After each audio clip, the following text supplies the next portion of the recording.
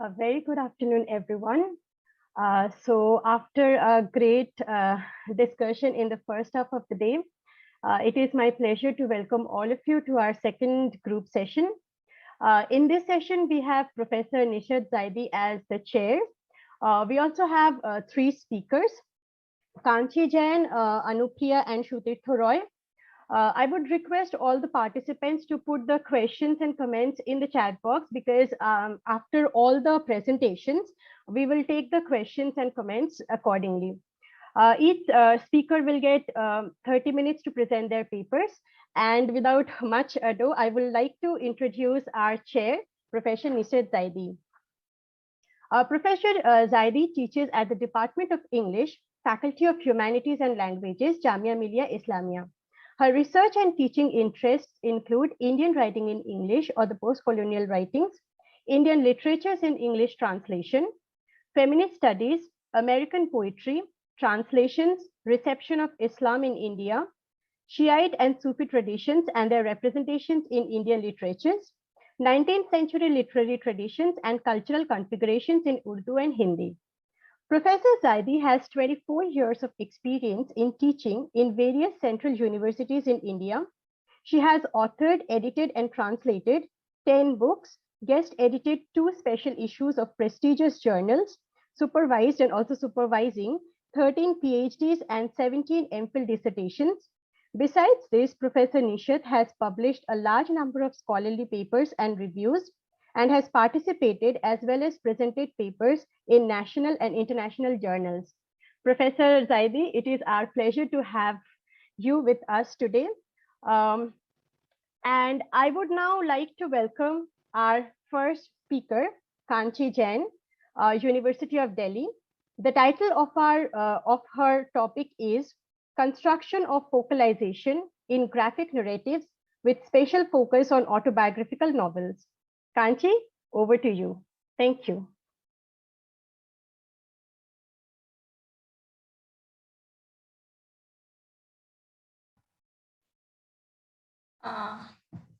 Hello. Am I audible? Yes, you are audible. Thank you, because I have a very poor internet connection here, the place I am currently living. So please excuse me for buffering and things if they are not clear. Okay, sure. Good afternoon, everyone, and thank you for providing me this opportunity to present my paper here. Can I share my screen? Yeah, sure, you can share the screen. You are the co-host now, so you can share your screen. Okay, thank you. You're welcome.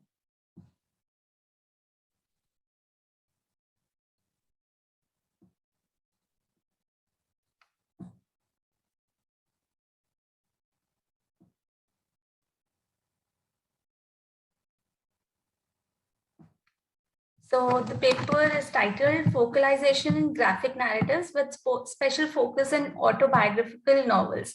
And I will start by, tracing giving a very small survey of how the comic form came into being, and then the rise of autobiographical novels.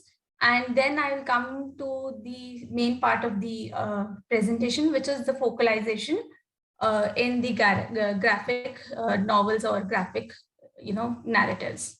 So the language, okay.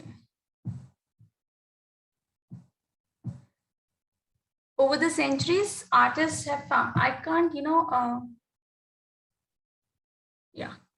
Over the centuries, artists have found many creative ways to tell stories with pictures, but often the pictures are coded, relying on conventions and symbols that could only be understood by the original audience. Images do not tell stories easily because they're perceived more or less all at once, simultaneously, whereas stories are naturally told or written historically over time. To understand the pictures, it is important to understand what the artist's conscience wanted to communicate. The audience or the reader must also have the cognitive ability and knowledge to read what the artist wants to communicate, even after the artist has employed with the before and after of the story. So following the background and the intentions of the writers are the real challenges of reading and understanding pictures and narrative images. Peterson suggests the diachronic view allows the reader to understand the sequence of the actions, and the synchronic view allows the reader to connect the moments together to see the larger themes and values that appear over time. Stories are told by non-moving images in the format of comic books and graphic novels. With the graphic narratives, the pace of reading the story is slow, unlike stories regulated by animated cartoons and movies or books. The reader of the graphic format does not always read the stories in a linear way, and it involves establishing the relationship between small and big individual pictures or panels in the case of comics and graphic novels on part of the reader. The reader has to do most of the work in trying to establish a connection between the pictures. Therefore, reading a graphic narrative involves distinctly different perceptual processes that do other great genres of storytelling and looking at art. The term graphic narrative was first coined by David Kunsley in his book History of the Comic Strip, the 19th century, and has been picked by many scholars since then, namely Hilary and Marion D. Coven. The terminology is preferred over the comics because it is not historically or culturally linked to a specific era or style. The term graphic narrative rests on two important ideas. Graphic, a composed and non-animated visual form, and narrative, a crafted story. And these graphic narratives are also known by other names such as bande dessinée, manga, and fumetti. Fumetti is known used to refer to Italian comics, manga to the Japanese, and bande dessinée is French and German. The journey of picture stories, graphic narratives express ideas by transforming them into a story where the actions of characters describe their experiences and sensations beyond one's own lived experience.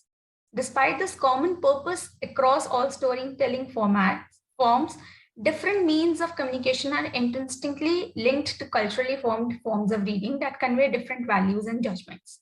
The history of graphic narratives suggests that as a mode of communication, graphic narratives have a didactic quality in the way they give moral messages, to extol a virtue or to display contemptible behavior. David, in the History of Early Comic Strip, points out the moral quality of a comic strip is in direct proportion to the strength of the narrative element. To narrate is first of all to polarize a sequence of events into before and after, then and now, cause and result, crime and punishment. He also points out the similarity with the narrative strategy of folktales that encapsulated the same dualities. The graphic narratives rely on representing things in a way that is predicated on the cognition of how the readers make sense of their world. The visual elements in a graphic narratives are like elements on stage with potent signification, adopting meanings beyond what they might represent in the everyday world. The visual images are compiled in the reader's mind, and inferences are drawn from the similarities and differences between the available visual form and how that information correlates to real experiences. Graphic narratives tend to be figurative as well, creating a kind of empathy for the readers, which helps them in connecting with the experiences as they are happening before the reader's eyes itself.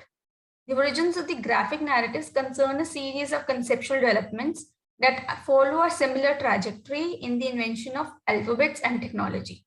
The major forerunner for the origins and success has been widespread visual literacy coming from the broad dissemination of common images and the popularity of press as well over the painted things. The shared understanding of signs and their significance helped in communicating stories through images. Pre-literate societies, often considered in lacking history, in fact, have been very complex means to record and remember their past. The painted landscapes, caves, Egyptian hieroglyphs, painted vases, tapestries, illustrated manuscripts were used to convey a narrative. Pictures were important in these times as a lot of people could not read or write. Peterson explains story is a larger and more amorphous category that includes all the related various narrative retentions of a tale that not only let viewers understand what they are seeing, but also allows them to compare this depiction with their memory of other representation and retellings. Artists create narratives out of our memories of stories. It is through their creative selection that the new narrative becomes a different, unique, retelling that will, if memorable, shape future representations of the story. The next development in the visual language of the graphic narratives happened with the invention of popular press and caricatures. With these innovations, the artists tried to capture the attention of the audience that was literate and politically active. The religious iconography ran in the press for hundreds of years when the tastes of the audiences began to change and the secular and political means of expression started gaining the attention of the audience. The satirical drawings, especially animals foolishly acting like people, made fun of the portrait sitters, but grotesquely parodying the pretensions and foibles of them. According to Milia, caricatures directly challenge the unity and order of the world by foregrounding subjective and idiosyncratic ideas over social conventions and understood meanings. The graphic narratives came into being in their current form, dramatic sequential action organized into brief moments shown in panels across the page in the late 19th century. There is no single work that marks the beginning of the sequential art form, known as modern comic art, but comics were a byproduct of the newly emerging mechanized world. Mechanization played an important role in establishing ideas about time, movement, and space. Journalism fostered new habits and expectations for reading in leisure. The new form of comics required greater plasticity in caricatures and fluidity in action to achieve the narrative of sequential art. And then, comics were formed. So unlike cinema, where the shots produce the illusion of inexorable movement, comics are formally categorized by the juxtaposition of what are really still images. The gutter space that demarcates one frame from the other allows the reader to complete or fill the partial or fragmented images to produce a whole. In understanding comics, the invisible art, MacLeod describes the terrain of the comics as panels fracturing time and space, offering a jagged, staccato rhythm of unconnected moments. Observing closure allows us to connect these moments and mentally construct a continuous unified reality. But the process of understanding the continuous reality depends on the reader's perception of what he is reading and what knowledge he possesses of the information that the writer is providing, the reader knows about it. This active participation of the reader in mapping and meaning making should not be seen as defying ideology that is sometimes celebrated by mediums value as an alternative culture by theorists such as Hatfield and Groenstein. While Europe was in the grips of war, New York became a new cultural capital that embraced the avant-garde movements of surrealism and abstract expressionism. Comics continued to grow and became an important touchstone for a new generation who sought to use commonplace cultural icons in the service of a new kind of radical art to subvert those icons. With the emergence of new art movement, later known as pop, which collapsed the long-standing barriers between high and low forms of culture, brought comics into the vanguard of the elite world. And sorry. In the 1950s, the comic book industry received a cultural sanction by bowing to the Comics Code. The comics resurfaced after being banished from the mainstream from it for its rebellious and seductive nature. A new genre of autobiographical comics that employed subversive and often explicit stories for adults, which were based on their own experiences, emerged from the 1970s onward. This new genre provided new opportunities and challenges for both comic artists and autobiographers. This also is dependent and was charged with the rise of growth in autobiographical novels. Because earlier the autobiographical novels were only relegated to the, for very important men like Wordsworth has written, or, very important Pope and these kind of people.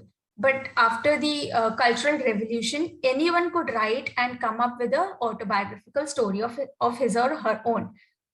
Any common person was eligible to write, and he explained his life through that medium, or his trials and tribulations in the life. So the creators of the autobiographical comics came from a wide range of backgrounds, often disregarding established norms and conventions, and invented new narrative techniques. Autobiography has also been greatly enriched by drawing on the socio-cultural traditions and formal features of comics, which offered new possibilities for autobiographical storytelling. The critical and commercial success of Harvey Parker's American Splendor, Art Spiegelman's Moss, Satrapi's Persepolis has surged the popularity of graphic memoir throughout the world. The medium's long history of talking about relevant issues has influenced the comic artists to tell their life stories with taboo-breaking subject matters, subversive humor and irony playing its role in many works. Autobiographers using comics as a medium are also constrained and empowered by its unique characteristics, particularly its heavy reliance on images. Elizabeth draws the benefit of using comics as a medium to draw about life as she believes the comic creators can draw on the close association in contemporary Western culture between seeing and believing in order to persuade readers of the truthful, sincere nature of their stories. The formal tensions of the medium between words and images and sequence and layout also allow the memoirists to represent their experience of temporality, their memories of the past events, and their hopes and aspirations for the future. The images in the comic medium also help the artist to draw multiple versions of the self that involves an intense engagement between embodied aspects of identity and the socio-cultural models underpinning the body image.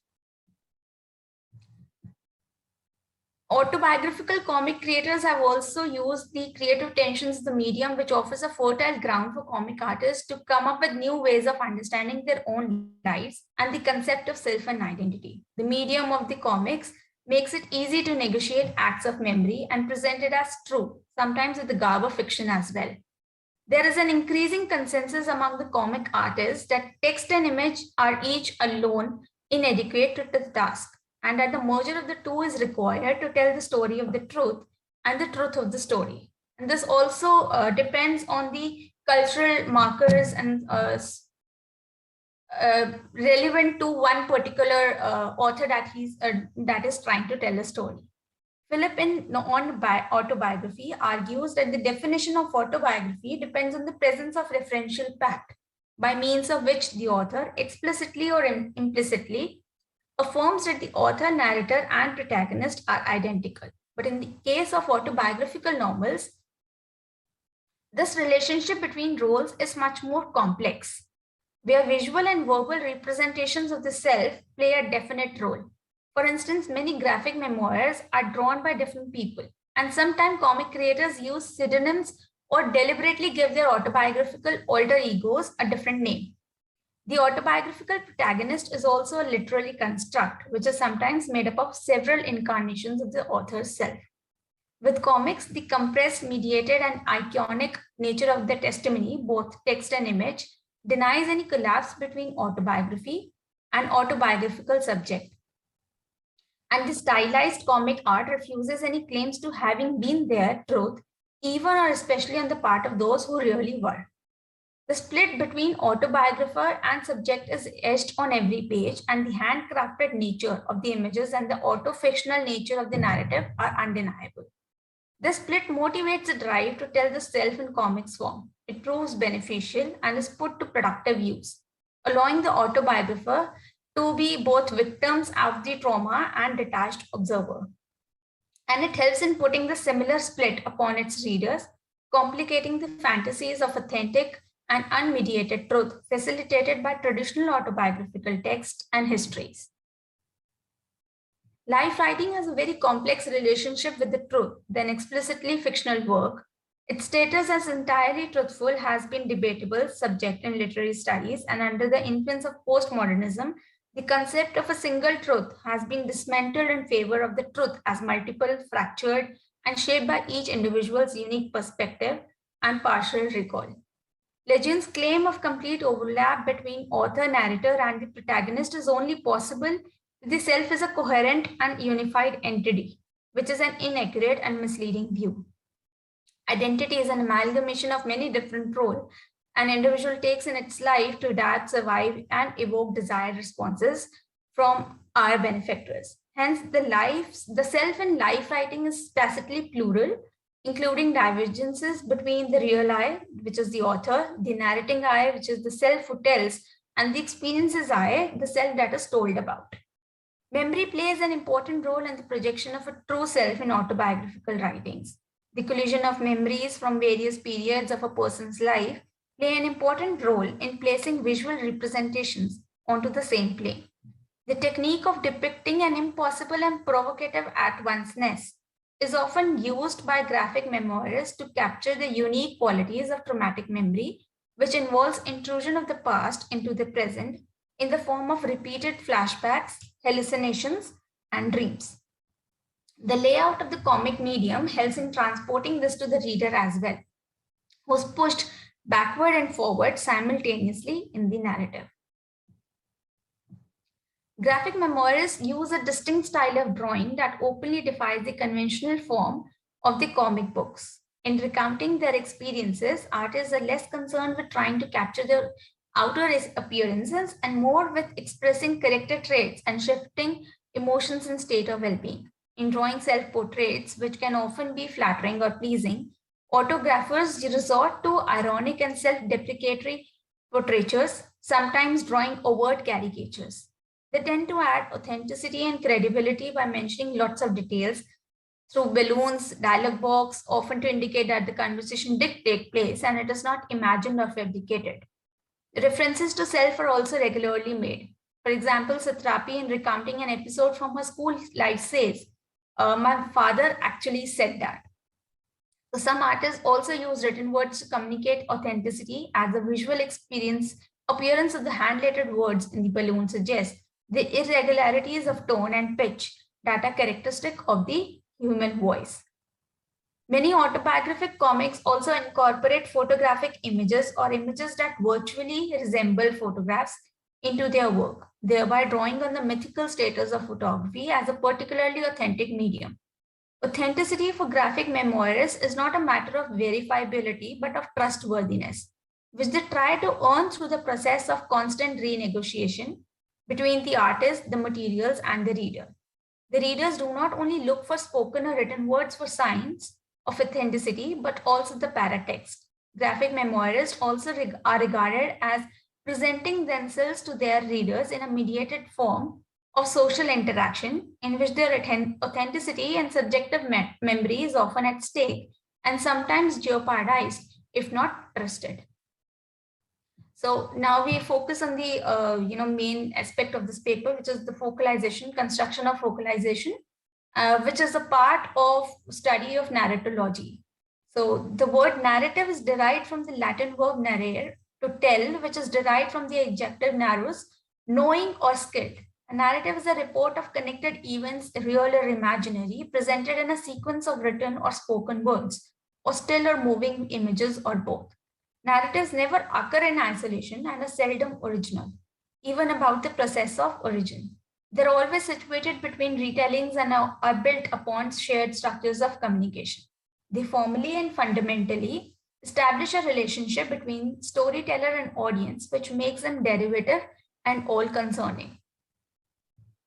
Narratology can be defined as a branch of knowledge or criticism that deals with the structure and function of narrative and its themes, conventions, and symbols. Mike Ball explains narratology as a theory of narratives, narrative text, images, spectacles, events, cultural artifacts that tell a story. Such a theory helps to understand, analyze, and evaluate narratives. The narrative, the most important part of narratology, can be described as a communicative act through which happenings, including existence, such as characters, places, circumstances, etc., within the story world, are represented and thus mediated through a given verbal, visual, or audiovisual sign system. The analysis of narrative consists of three parts: time, characterization, and focalization. Focalization, the filtering of the story through a consciousness prior to and or embedded with its narratorial mediation, is a fundamental analytical concept in narrative theory. It allows differentiating between the narration of a story on the one hand and the mental processing of that story by a character or by the narrator on the other hand, thereby providing crucial insights into the representation of consciousness in fiction. The unique combination of word and image in graphic narrative provides fertile ground for an inquiry into who sees and who speaks, and the aspects of cognition and judgment, and the sense of perception. Since the restless polysemiotic character of the comic form allows for the continual rewriting of its grammar, graphic narratives provide rich examples for a sustained analysis of visual processes, including those of focalization. Sorry to intervene, Kanchi. You have approx 3-4 minutes to wrap up. Okay. Thank you. Silke and Nancy examine the perspective marking resources of graphic narrative and suggest that optical perspectivation is only one dimension within a broader category of focalization that also includes aspects of cognition, ideological orientation, and judgment. Silke and Nancy read focalization as a narratological concept whose main relevance lies in its potential to distinguish between the processing activities of an agent and the voice of the narrator, articulating that filtering and visual perspective, a technical concept without an explicitly narrative function. Janet offers two definitions of focalization. He groups together voice and mood under the umbrella term point of view, strongly suggesting a reliance on vision or vision as a defining criterion for focalization. In the second definition, he tries three types of focalization, which is zero, internal, external, based on the degree of knowledge separating the narrator from the characters and not on his initial distinction between who sees and who speaks.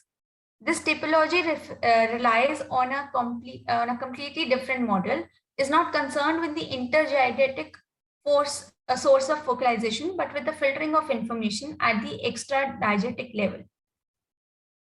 Janet's understanding of focalization centers on degrees of narratorial information, with zero focalization providing the narrator with unrestricted access to information, and internal focalization restricting the narrator's access to information provided by one or several focal characters, and external focalization restricting the narrator's access to external information available to an involved spectator.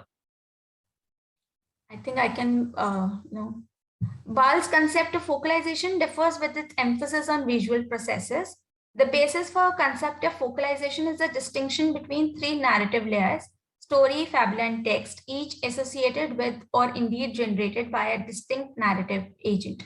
Situated at the fabula level, where the story's raw events are processed before being mediated by a narrator, Ball's focalizer is responsible for the represented coloring of narrative. This coloring is both active and relational, as it involves the connection between a subject, the focalizer, and the focalized object. Focalization for Ball is the relation between vision and that which is seen or perceived.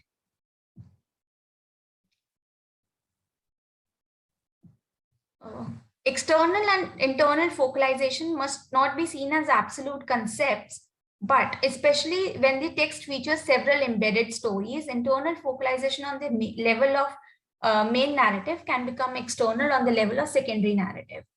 Even when there is no embedding, the focalization can be hard to determine.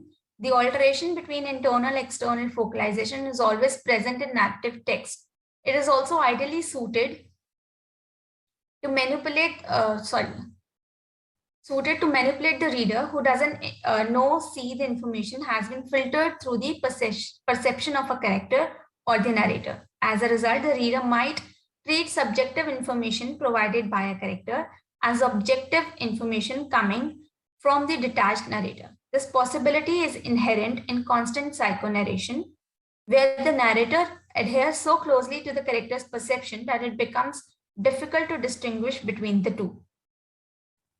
Even the character and narrator coincide in a first-person text, there still exists a difference between the internal and external focalization. If the narrating eye considers something the experiencing eye did, then there is external focalization if the scene is perceived by the narrating eye, and the internal focalization if it is perceived by the experiencing eye. Internal and external focalizers can either remain on the surface or they can penetrate the things they are perceiving. When focalization penetrates a character, it results in the observation of emotions, cognitive functions, and psychological detail. These can either be perceived by a detached narrator or by a character. which is an internal focalization. The permutations and combinations of focalizations helps in maintaining the suspense in the narrative. Just skip to the analysis of the novels.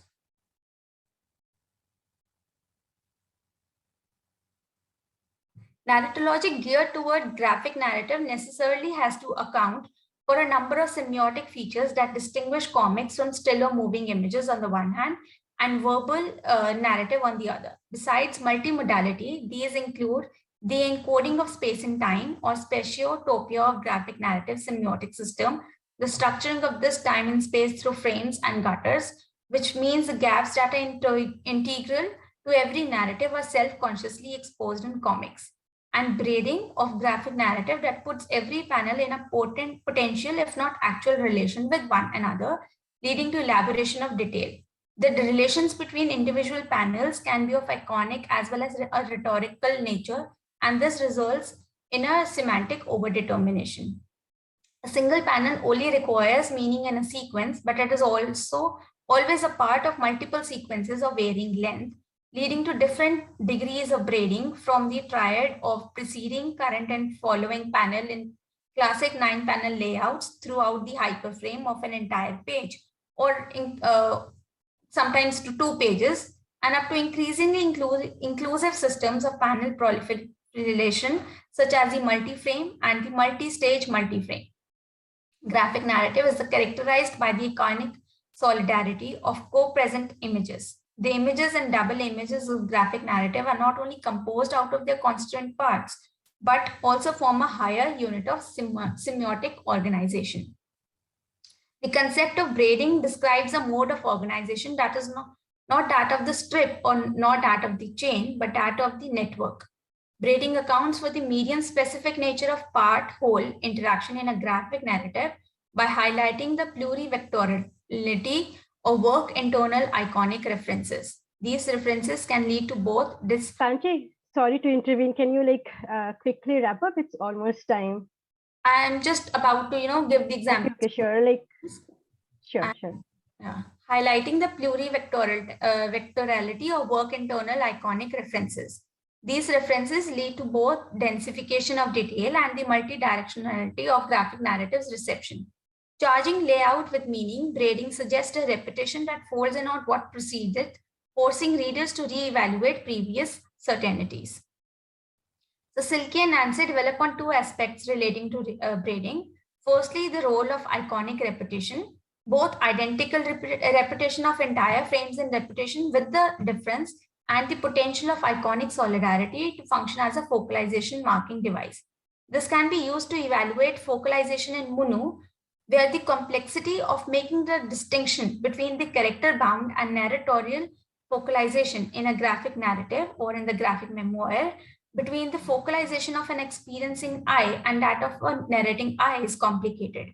Munu uses woodblock printing to design Munu's artwork. This pictorial map of Srinagar drawn by Munu animates an assemblage not only of everything drawn on it, but also everything that goes into making, namely locally sourced materials, that is wood blocks, paper, ink, artistic legacies, woodblock printing, and drawing strategies that Munu learns from his father, and sentiments and memories associated with the learning process.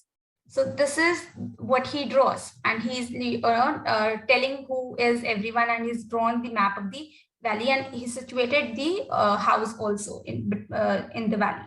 Munu learns to draw chinar leaves to fill in the pastel design on the woodblock.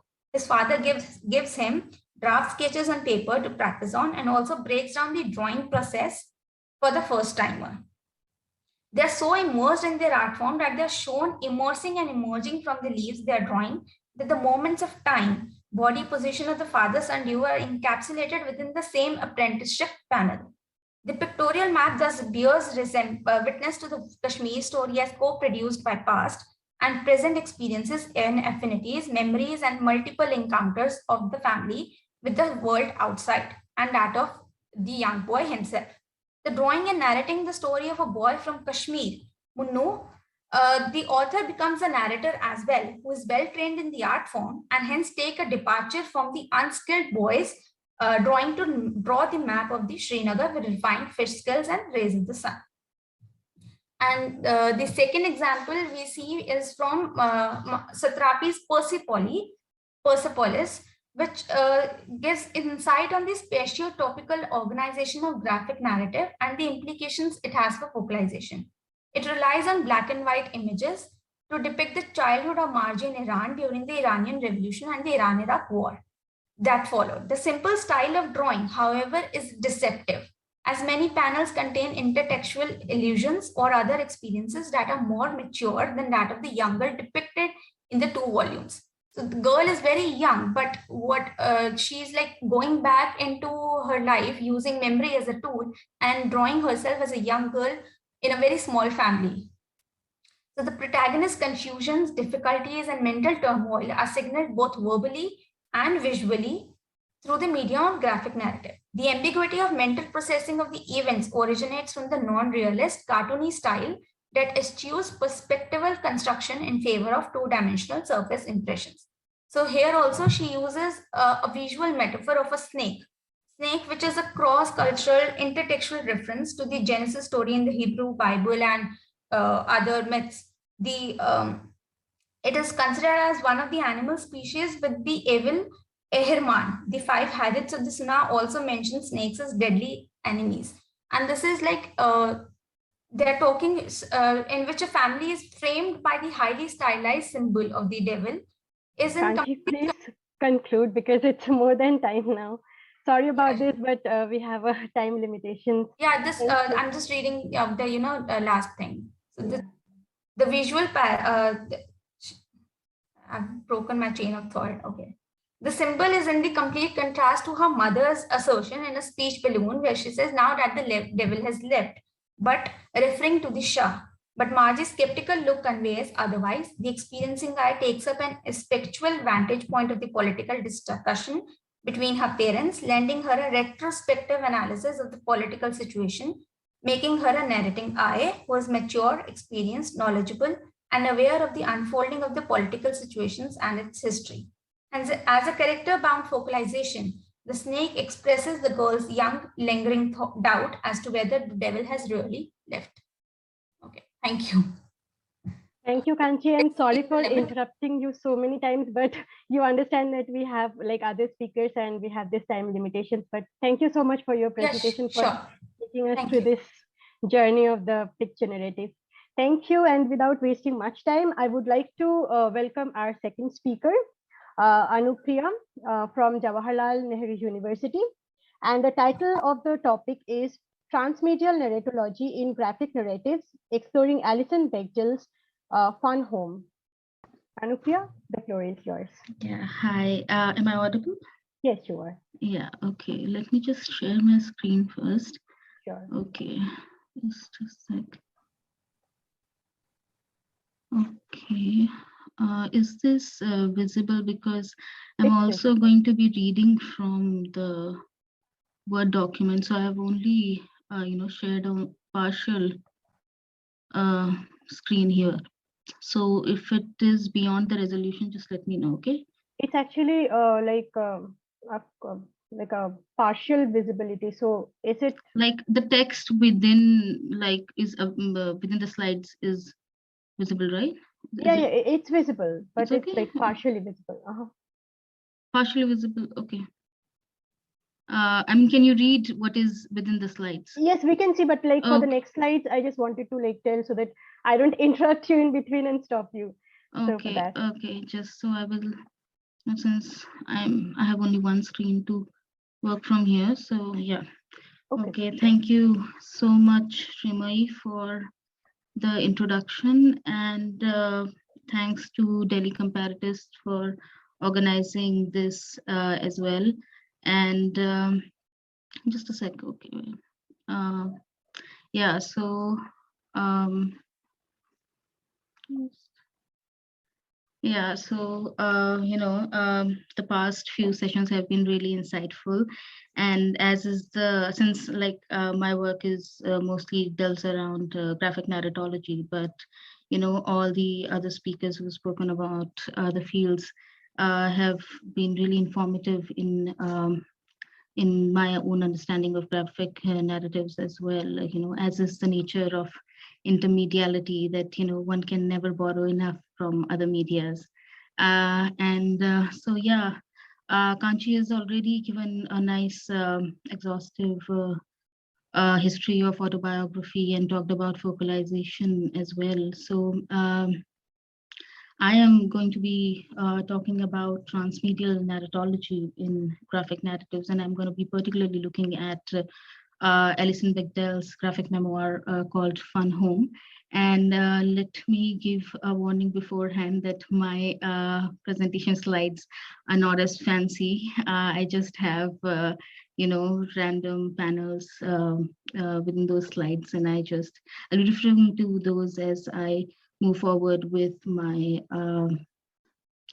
presentation. So yeah, not wasting much time now, I will delve directly into my paper.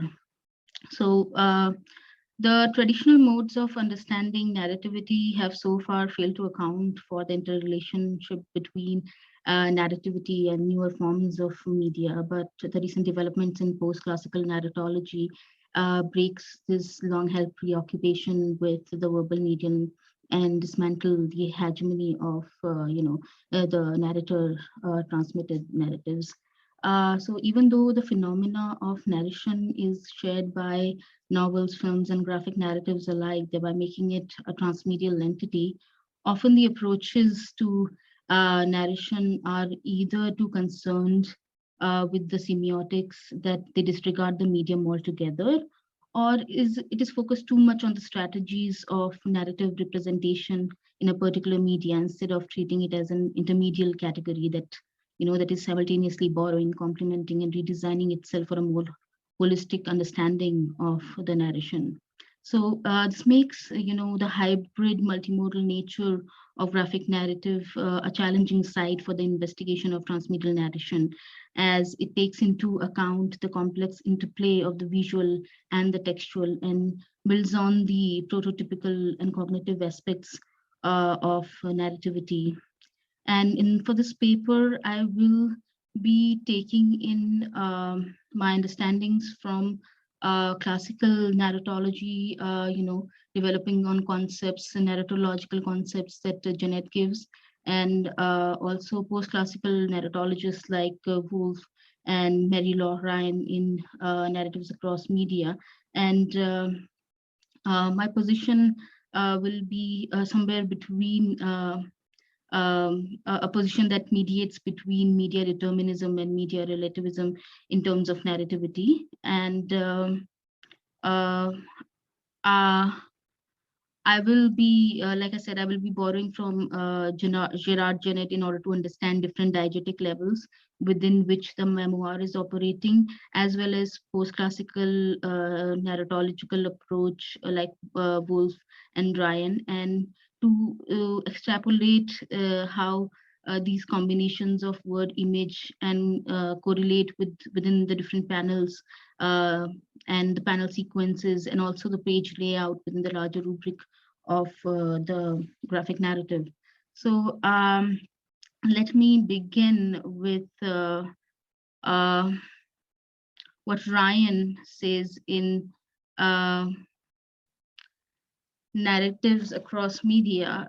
She discusses three main challenges to transmedial narratology, and I will go through them. And the first is the temptation to regard the idiosyncrasies of individual text as the features of the medium. So, it's also about, not looking too closely at the text, that you forget the larger rubric, the methodology of understanding the text itself. And the second, the problem that she talks about is there's a problem of media blindness, the indiscriminating transfer of concepts designed for the study of narratives of a particular medium to another medium.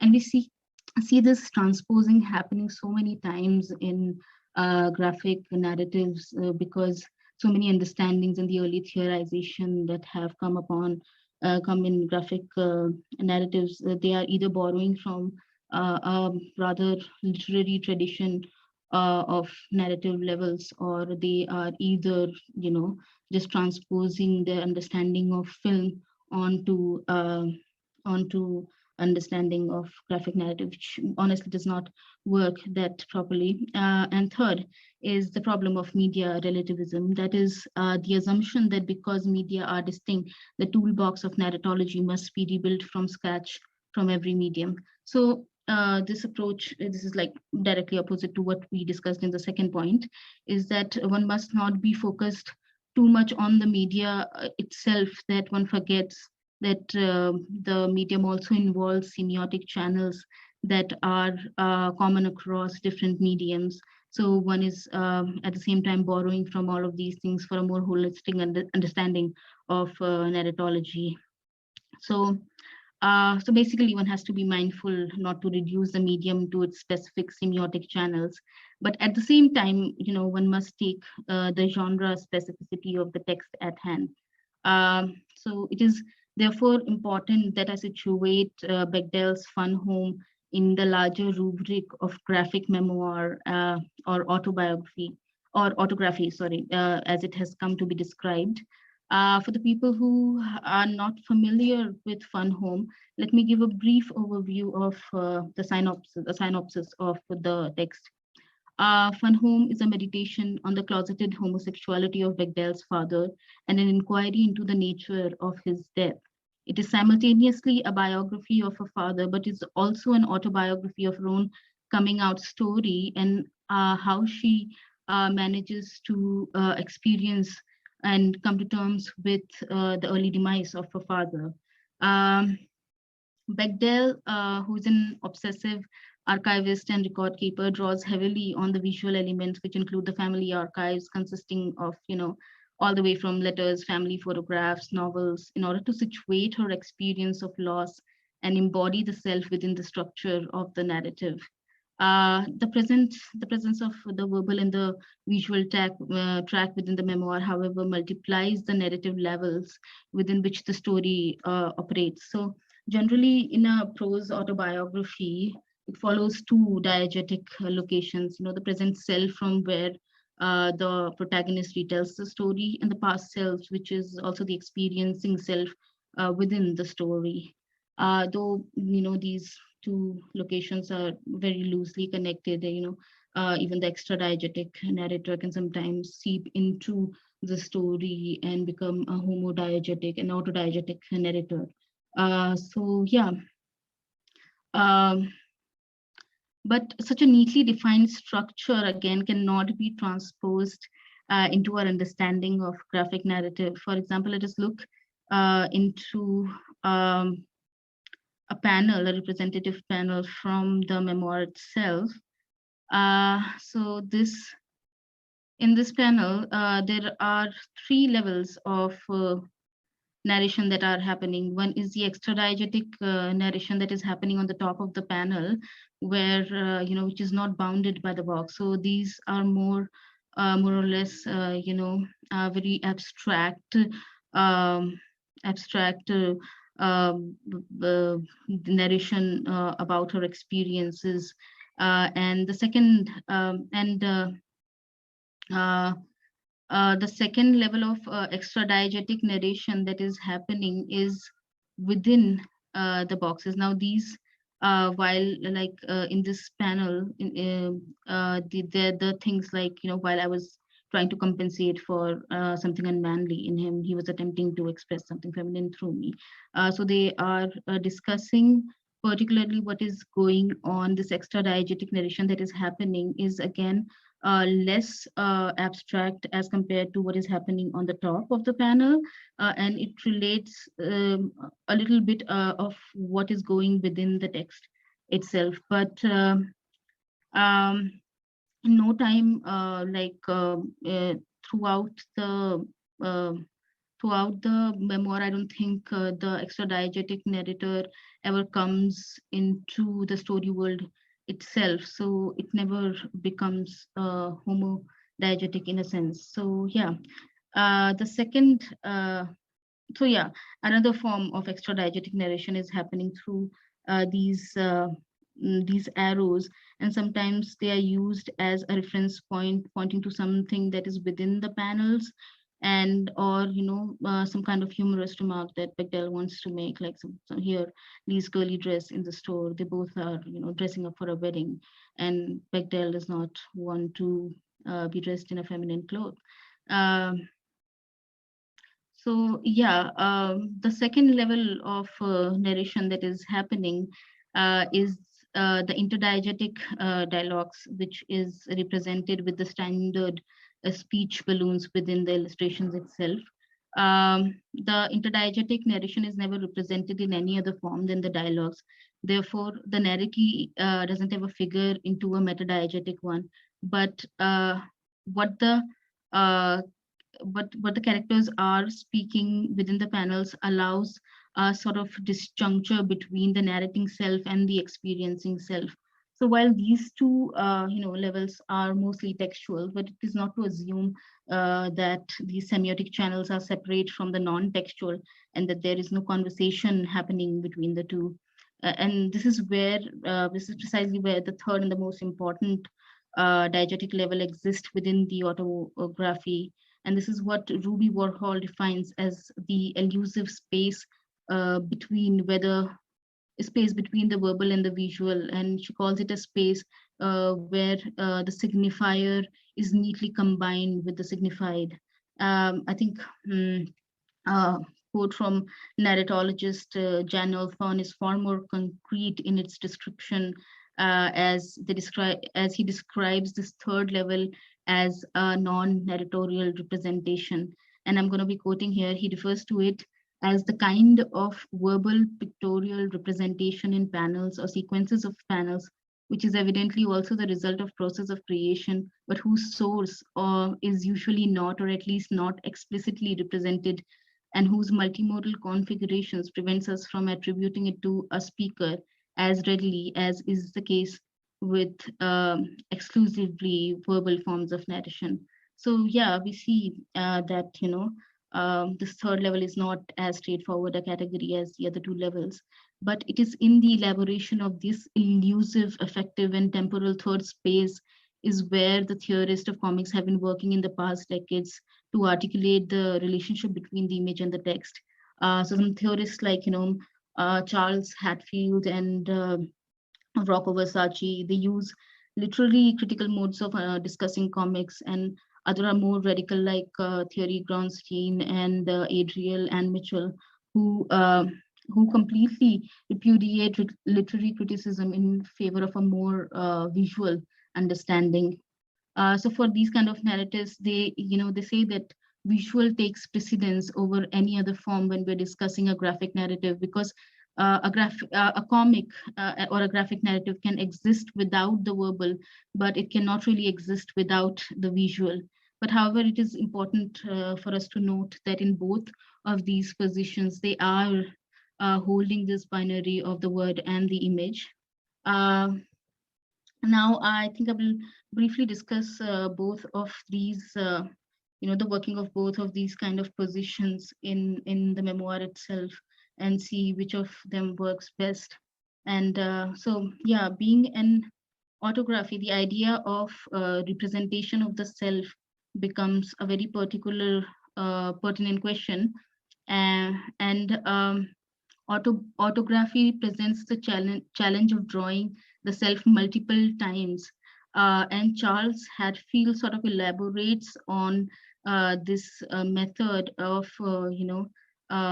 talking about autography in visual form, and also autobiography in a prose narration. He says that, and I'm quoting here, the cartoonist projects and objectifies his or her inward sense of self, achieving at once a sense of intimacy and a critical distance. It is the graphic exploitation of this duality that distinguishes autobiography in comics from most autobiography in prose. Unlike first person narration, which works from the inside out, describing events as experienced by the teller, cartooning ostensibly work from the outside in, presenting events from an imagined position of objectivity or at least distance.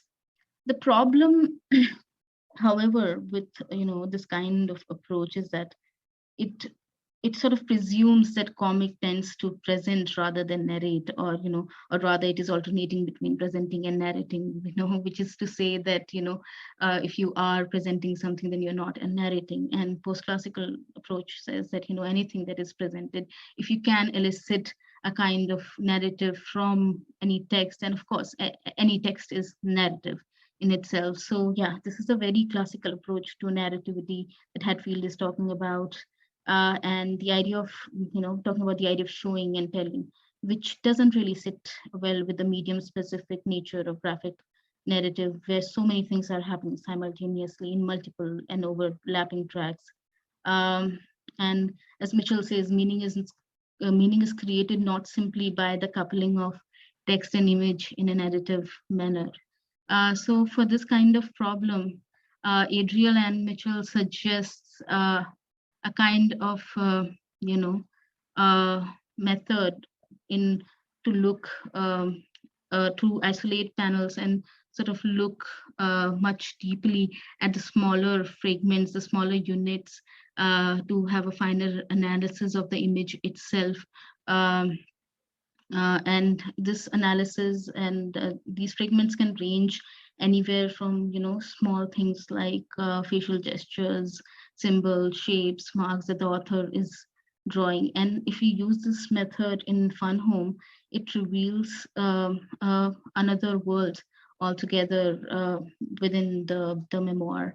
And Bechdel herself is very succinct about drawing all the panels in the memoir, and I believe she took around 7 years to complete this narrative. So one can clearly know that she took her time drawing each lines and marks within these panels, and one should not just take a classical approach and sort of sweep over these minute details within the memoirs. And so talking about her process, she says that drawing for her is a sensual act, a way of touching the people and the things she is drawing. And she actually takes it a step further, and I'll just share one of the she actually embodies the person that she is drawing. So here she is dressed up as a father, and she's posing for the pictures that she'll ultimately be rendering in the memoir. So, if we see here that there are multiple level of significations and embodiments that are happening, and it reveals another layer altogether of the memoir. And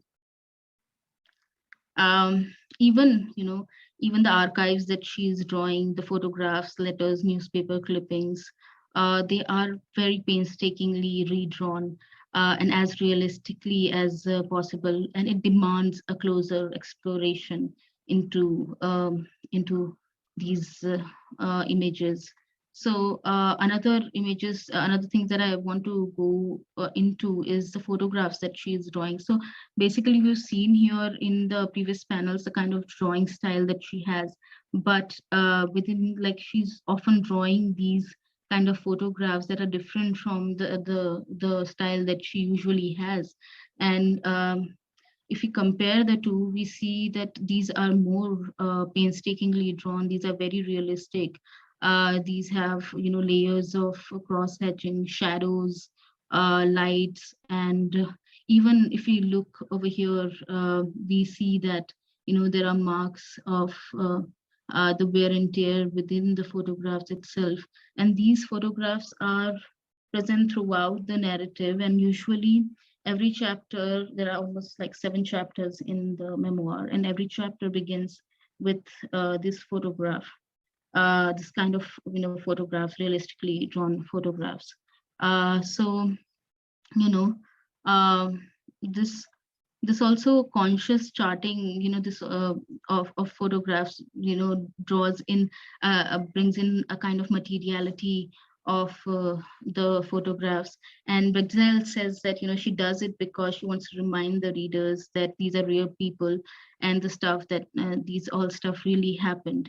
And if we would rather not take this approach, Mitchell's approach, we could have rather swept over all of these minute significances. So yeah, her method also points to one of the limitation in understanding, in the structuralist understanding of graphic narrative, is also where the focus is on the linear understanding of the narrative.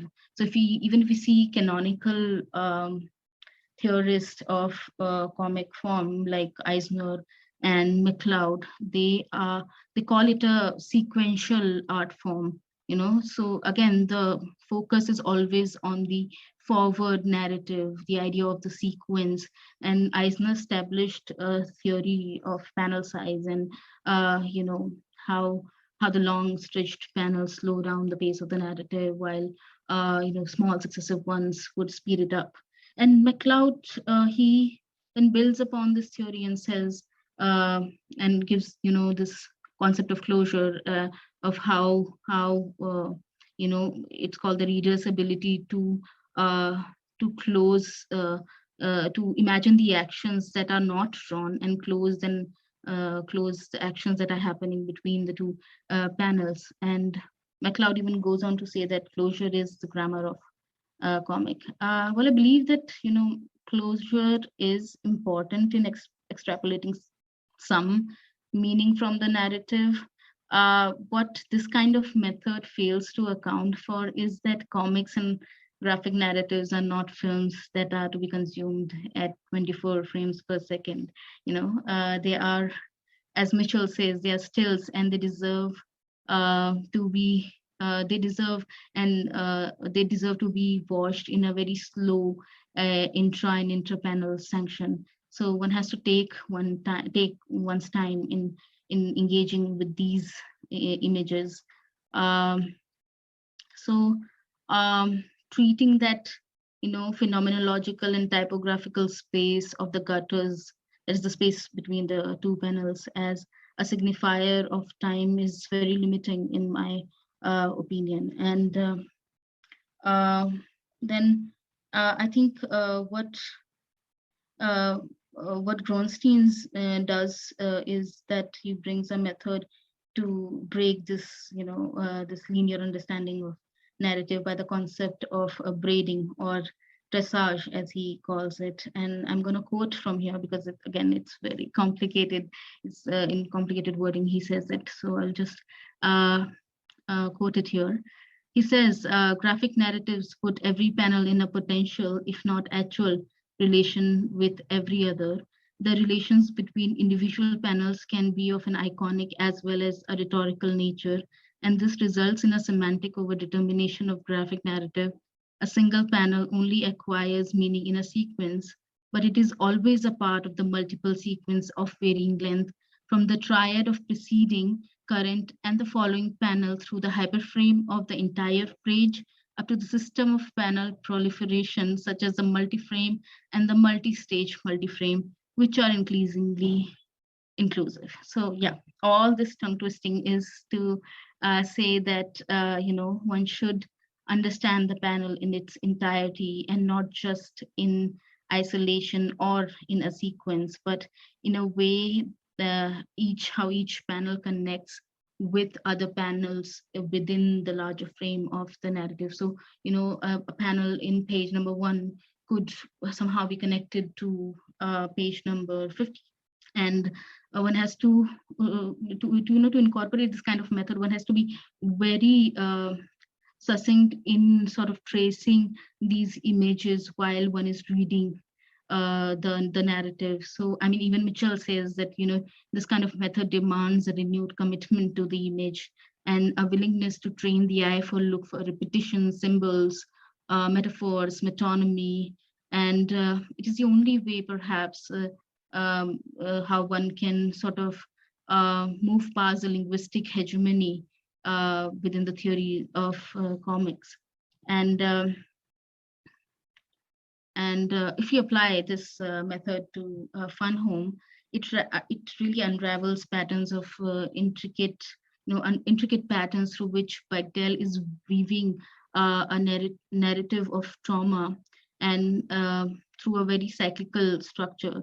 So trauma theorist Kathy Caruth, she says that trauma is presented as a certain fixation with specific images of the past that are revealed to the consciousness only after the trauma has passed. So, the extradiegetic narrator here is also bringing these images back to the readers as well through repeated flashbacks of the images in the psyche. And one such image that remains very central to the understanding of Fun Home is the image of Roy, and this is actually the centerfold uh, of the graphic narrative. And it is Roy was actually the babysitter, and Bechdel got to know that that it was with him that her father was having an affair. And this comes as a surprise to her, and she finds it only after a year later after he died. So she says that it was this picture that spawned the entire story of Fun Home. And Anupriya, sorry, you have almost like 2-3 minutes, so kindly wrap it up. Thank you. Okay, all right. So yeah, so again, this kind of so again, the way the narrative is being weaved here is, the entire narrative is imagined in a spiral leading up to this photograph, and then escalating from this moment to the point where where her mother's tells her about the history of her relation of the relation of the father's relationship with the babysitter. And according to Helen Tyson, the centerfold is a metonymic moment, a part of Alison's photograph. And this part of Alison's photograph is not just, it is different from the other photographs because we see it filtered through triple lens of subjectivity. We see Alison holding the photograph here, and we as a reader are seeing Alison sort of facing this event of watching, of seeing the picture itself. And since this frame is not bound by borders, then in a way this reality and the trauma kind of bleeds away from the panel into our own world as well. And she invites the reader to share and identify with her trauma. And the same kind of thing, happens later in repetitions, that one thing is repeated again and again. So Bechdel actually did not see the accident of the father, but she reimagines it again and again throughout the pages. So these are like pages 28, 59, 89, 116. But every time this is reiterated, we see it from a different point of view, and every reference adds a new knowledge to the same event. So it also, regurgitates this idea of being stuck and relooking and looking for meanings in the event of the trauma. And I think from what all I have discussed here, it is very clear that the reader's involvement in decoding of the narrative is pretty necessary. And narration does not just include representation of the story world, but it also includes the contemplation of that figurative representation. So, in classical narratology, we call it gapping, where the reader supplies the gap in the narrative. And most of the times it is assumed as intentional, but in comics, I think it generally asks for more active participation from the reader, because it is not like films to have this illusion of continuity, but these are still images, so it demands more involvement from the reader's side.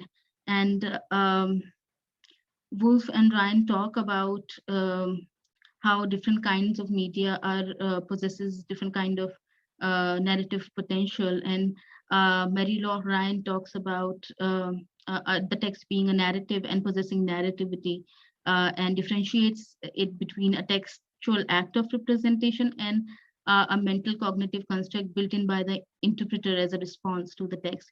Now, this is important in understanding transmedial narratologies and how things are remediated in other forms of media. Ryan says that, you know, if you can extract a kind of narrative from any kind of work of art, that can easily be transposed into other forms of media. And this is what exactly happens in Fun Home as well. I mean, Fun Home has itself been remediated into a musical, Tony Award musical, since it came out in 2008. However, you know, this is beyond the scope of my presentation. What is in the scope is, however, the remediation that is happening within the memoir itself. And so, you know, we see all these archives that that Bechdel is drawing, and you see, you know, she's referring to books as she's exploring her own sexuality. And one has to be mindful that these references are not just present within the story world of Bechdel, but these are actual books that are present in the implied reader's world as well. So, you know, as I say, these are real world referents whose materiality exists outside of the text as well. So the implied reader can make the connection of all these objects from her own world and carry an affective weight of its, and all of these archives then carry an affective weight of their own. And I think this is what makes Bechdel, you know, Bechdel's work deeply universal as well as personal, because every time you approach this work, you found new meanings. I mean, I personally read this when I was in college in 2014, but every time I have read one of these books that she mentions, it adds a layer of significations for me. And this is what I think what is the beauty of Bechdel and how she incorporates all of these texts within these memoirs. And I think I will conclude with Sivakovic's comment in which she says that, you know, Bechdel is not just drawing images, she's creating an archive of feeling using intensive labor, and these archives become memorial talismans that carry effective weight of the past. So, I mean, like, if we see an overview, we see that Fun Home ticks every box in the intermediality column, from, you know, media combination, media transposition to intermedial references, and therefore a kind of deeper analysis of you know, graphic narrative and also Fun Home in particular gives a lot of insight into how transmedial narrative works in itself. So yeah, that'll be all. Thank you so much. It was really enticing listening to you, especially the way you described the impact of trauma. I was like really fascinated. Thank you so much. So we move to our last speaker of the session. I would like to invite Sutirtho Roy of the University of Calcutta. And the topic is, can the non-human subaltern speak? Post-anthropocentric storytelling in animals. Sutirtho, over to you. Can I share my screen? Yeah, sure. Please.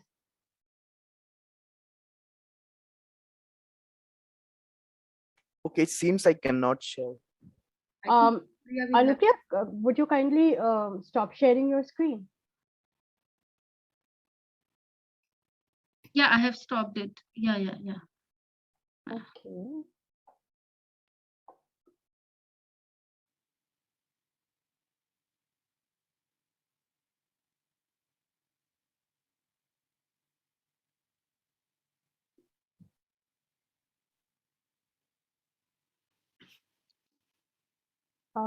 Abhishek, can you please make Sutirtho as the co-host? Yeah, please try sharing now. Yes.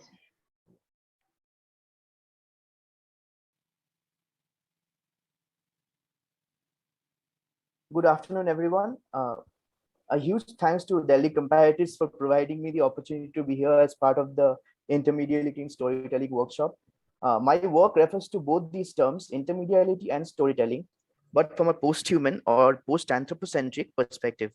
Through my paper, I hope to show the possibilities of representing non-human animals in media through the lens of intermediality and thereby deconstruct the idea of storytelling as a domain reserved for the human. For several centuries, very few texts have allowed the non-human subaltern to speak. To extrapolate and echo Professor Gayatri Chakraborty Spivak's words, or even consider them capable of speech, the oppression of non-human animals emerges as a natural consequence of an essentialist belief in the inherent inferiority of the animal to the human. Perpetrated through continual denial of cognitive or linguistic agency, prominent historiographical roles, or even an acknowledgement of the suffering and victimhood, such a belief creates silent spaces of misrepresentation in an anthropocentric body of literature and philosophy. It finds some of its earliest recorded echoes in the Aristotelian dogma of animals being for the sake of human beings, envisioned in the form of the scala natura, which places human beings on top of a hierarchy which is deemed natural. The medieval chain of being echoes a similar mindset. René Descartes regards non-humans to be complex automata which lack sentience, while Emmanuel Levinas locates animals as occupying a secondary position to that of human beings due to their lacking of face. The images on screen visually represent such depictions. In the former, Aristotle privileges the human over the mammals over the birds, and so on till the insects, plants, and inanimate objects respectively occupy the lowest echelons. The image on the right, depicting the medieval chain of being, again places human beings over actual observable flesh and blood creatures. Recent scientific developments, however, are increasingly proving the invalidity and falsity of such constructions, especially in the fields of non-human linguistics, cognitive ethology, and behavioral science. Animals have not only been proven to be capable of thought and emotion, as anyone cohabiting a domestic space with a dog would know, but have also displayed complex psychological states. Elephants have been known to mourn their kin, identify and differentiate their kind's skeletal remains from those of other creatures, and have even been known to shed their own form of tears. Apes and cetaceans, or dolphins and whales, have received the lion's share of focus in terms of removing cognitive bias against animals, with studies by Jain and others enabling us to rethink how we perceive our distant cousins. In fact, chimpanzees have even been shown to have a theory of mind as strong as that of children aged 4 and 5. Studies of predator-prey relationships have even shown the symptoms of post-traumatic stress disorder in prey animals who have narrowly escaped attacks by carnivores, as well as animals who have been raised in abhorrent conditions in factory farms. In other words, if they possessed the ability to use the human tongue, non-humans might have created their own literature of post-traumatic realism to voice their worries before the dominant anthropocentric culture.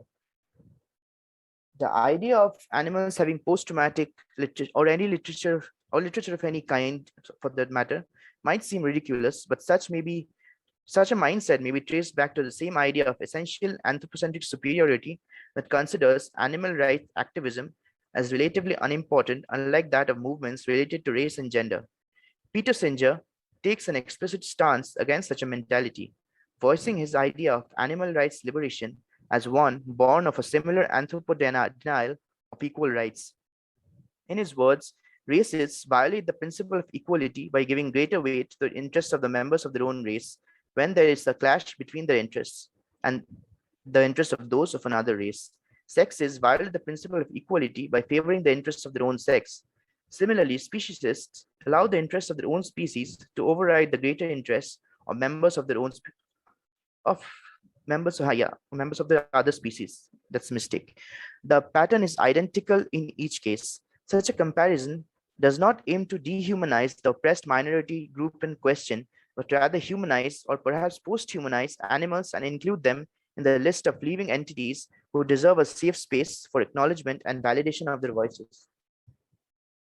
The function of telling the stories of these marginalized groups becomes extremely relevant as an attempt to represent an individual or collective voices before the dominant culture enables shifts in how the dominant culture perceives them and circulates knowledge beyond the truth established by the oppressor. to create a psychological space for restructuring power dynamics. Such a task becomes doubly difficult in case of the non-human, as our desire to understand them is complicated by their inability to speak in our language. As such, Annie Barks characterizes the non-human as the paradigm of the mute victim. In Animal Narratives and Culture, Vulnerable Realism, she poses the question as to how one can represent non-human victims, how to speak on behalf of someone who was totally deprived of causative power, or in other words, agency. How the age of human post-traumatic events brings the idea of other victims that exist in non-anthropocentrically understood history. Literature may provide a solution, perhaps not always by directly jumping into the mind of the non-human, since, to borrow Thomas Nagel's words, we would never know what it is like to be a bat. However, by creating an alternative imaginative space beyond didactic prescriptions to depict possibilities beyond an anthropogenically biased version of accepted reality, stories enable the creation of a liminal space where human beings can freely empathize, understand, and relate to the non-human. In these spaces, the encounters between humans and non-human beings can be conceived of in three different kinds of texts, where text with human narrators and authors, text written by human authors but not narrated by non-humans, as a case of anthropomorphism, and finally the texts with non-human authors and narrators. The first among these exemplify the human and non-human existing in a framework of different entanglements, with the former's gaze upon the latter often manifesting in symbolic ways. Such storytelling, that dating back to the hybridized deities of ancient civilizations and use of animals in fables and allegories, depict the animal not as a creature existing in the wild, but a vessel for anthropocentric desires or codes of conduct. Some of the common depictions include that of the fox, often manifested as a cunning trickster figure, perhaps arising out of a human gaze that sees them as invasive creatures which attack poultry. The consequences of such depiction can be summarized in the words of Joe Wimpenny. At a time when so many animals are threatened, when we've already stacked the odds against them by destroying their habitats, persecuting and hunting them, how unhelpful it is that we stick derogatory labels on some of them too, accusing them of character flaws that were based on human faults all along. It's an essential process that prevents information overload, helping us, I'm sorry, I missed a line. Our brains can make connections before we have time to think about them, an essential process that prevents information overload, helping us to make sense of the world. But it can also be a hindrance because those mental shortcuts are not always spot on. As such, the fox is no more cunning than the rooster is boastful or the snake is devilish. Jacques Derrida even goes on to dub the snake as a true victim in the Garden of Eden, who had been unwillingly coerced into performing a symbolic role trite with negative connotations. Such myth-making may have been born of a fear of the snake's venom, rooted in our collective unconsciousness, but proved more detrimental to the actual snakes than to human beings. Several of the snakes, many of whom lack venom or uh, even harmful intent, are slaughtered out of fear. In Derrida's reading of the human-non-human encounters in both the biblical story and D.H. Lawrence's short poem Snake, the serpent is regarded in its alterity and evokes a host of emotions in the eyes of the human beholder. The narrator in Lawrence's poem holds the serpent in reverence, is repelled by it, considers it to be his guest, tries to attack it, and is even appalled morally by his own actions. Through the course of a few lines, Lawrence holds up the multifarious responses of a human being when faced with and in trying to understand the other, highlighting the eco-realistic nature of the text. Derrida's reading of the story of Genesis points to the slippage of the text beyond anthropological boundaries offered by theocentrism to offer alternatives to a system where animals constitute as silent beings and objects without language. Such instances of slippage, where the text feeds itself from an author's narrative by means of a reading through a Bartesian lens, is also evident in Herman Melville's Moby Dick. The victory of the white whale over its human assailants becomes cathartic, not only in its symbolic enactment of hubris destroying ego, but also through an eco-critical reading. Set in an age where whaling activities had almost driven the sperm whale to extinction, the tale of the titular whale's victory over the human Captain Ahab offers a temporary respite through non-human agency, even if envisioned in a fictional space. A similar invocation of meta-narrative catharsis is evoked in films like Free Willy, Flora and Ulysses, and Andre, which portray children as the allies of humanity, as the allies of animals, whom they befriend and attempt to free from exploitation at the hands of other adult human beings, tying together the child and the non-human as paradigms of innocent victimhood. Such films secure a defiance of ordered norms by bringing out human children and their non-human friends as victorious in the end.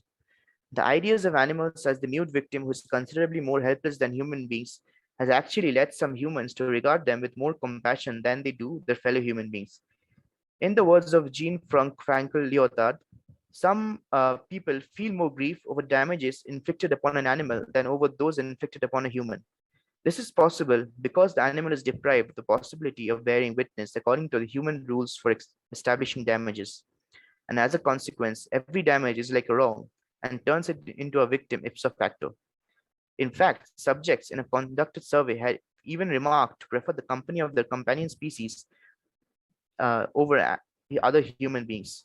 And these companion species are considered as closer to the self's domain over their own kind. A host of fiction related from the point of view of such people highlight the kinship across species.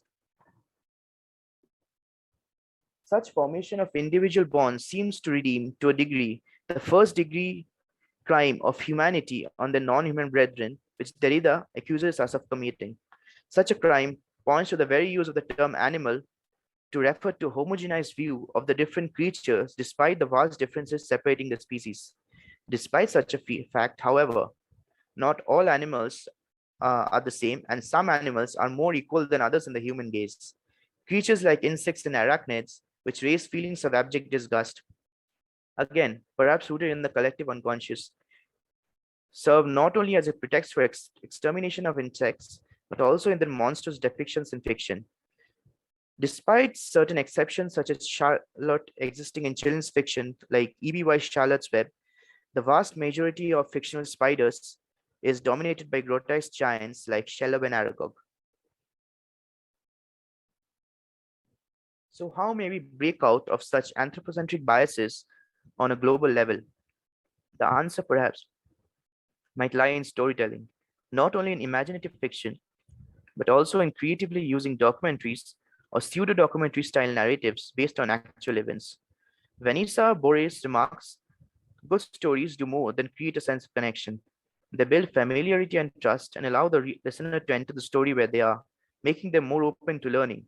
And stories are more engaging than a dry recitation of data points or a discussion of abstract ideas. This is proven by Gary's description of the numerous creatures which cohabit the island of Corfu, and sometimes even his own home, in My Family and Other Animals. Gary, as the autobiographical persona of the naturalist Gerald Durrell, humorously depicts the interactions he, and by extension his family, have with the different creatures around his place. He collects scorpions and praying mantises, names them, and treats them as people through his use of the pronouns he and she, rather than the marker of objectification, it. Such creatures become characters in Gary's stories. The creatures are not bereft of the dangers they pose, even in his narration, but the possibility of such potential danger impacting human beings is deemed to be a consequence of human acts as much as that of the non-human. Both via authorial and narratorial modes, Gerald Durrell depicts the space of conflict as one born of ignorance, mostly on part of the human being's lack of awareness regarding the non-human other. The power of media to overcome inherent biases and abject disgust can be located in a fascinating depiction of the mating rituals of tarantula spiders or the unique life cycles of beetles in the Sahara Desert. Nature documentaries have the capacity to destigmatize the negative associations with scavengers by portraying them as the essential denizens of the ecosystems. By depicting the lives of vultures and hyenas as the cleanup crew of the Serengeti. Such stories to the creation of psychological spaces where viewers are more open-minded and willing to unlearn their biases portray the possibility of manifesting non-human trauma on screen. The use of such artistic mediums through imaginative evocations helped viewers empathize with the suffering felt by an aware gnu being eaten by a lion, an ordeal which can last for an hour but only looks cruel to us also due to the anthropomorphization of the victim and executioner. Such anthropomorphism leads us to the second kind of text, with human authors trying to envision the world through an animal narrator. Anthropomorphism as a device has often been labeled as detrimental to realistic depiction of animals, but such realism is, again, steeped in anthropocentric biases. The potential benefits of depicting anthropomorphic animals in text lie in a familiar depiction of alterity, such that the depicted animal is human enough to relate to, but not human enough that it ceases to be the depicted non-human. One such example of anthropomorphism remains Anna Sewell's Black Beauty. The numerous owners which Black Beauty comes across, his relationship with his mother and other horses, the language he uses to refer to his master, brings out the domesticated equine as a being trapped in an urban space brought to life in order to serve a human being. The book paints most of Beauty's masters as benevolent and loving, but the narratorial voice, entrenched in a mentality of servitude, seems to rarely question the power dynamics of owner and horse. What it does, however, is paint the mare Ginger as a foil to Beauty, who undergoes a kind of redemption by being a good slave, becoming a good slave rather. Several years after the two are separated, however, Ginger is brought out to be a lean, haggard horse whose new owner has been less kind to her than Beauty's. The novel does not explicitly paint her death, but maps Beauty's response to the corpse of a horse he sees in a later scene. I believe it was Ginger. I hoped it was, for then her troubles would be over. Oh, if men were more merciful, they would shoot us before we came to such misery. Jack London paints a similar but much less bleak picture of another kind of non-human, the husky dog. Serving a teleological purpose like the horse, White Fang and the Call of the Wild paint contrasting narratives, while the former focuses on the life of a wolf-dog hybrid who is domesticated. The latter brings out the tale of a dog who becomes feral after his last master is killed. The stories of Buck and White Fang interestingly bear a common strain in the depiction of the non-human's gaze on the human world as well as the wild spaces. Yet other stories like Rio features the story of a pair of blue macaws deemed to be the last of their kind who are brought together in an effort to save the species. The very opening sequence uses the intrusion of a host of poachers and trappers in order to interrupt and disturb the resplendent song and dance sequence of tropical birds in the forest of Rio de Janeiro. The suddenness of the action is not only jarring for the baby blue macaw who falls out of the tree in shock, there he is on screen, but also the audience beyond the screen.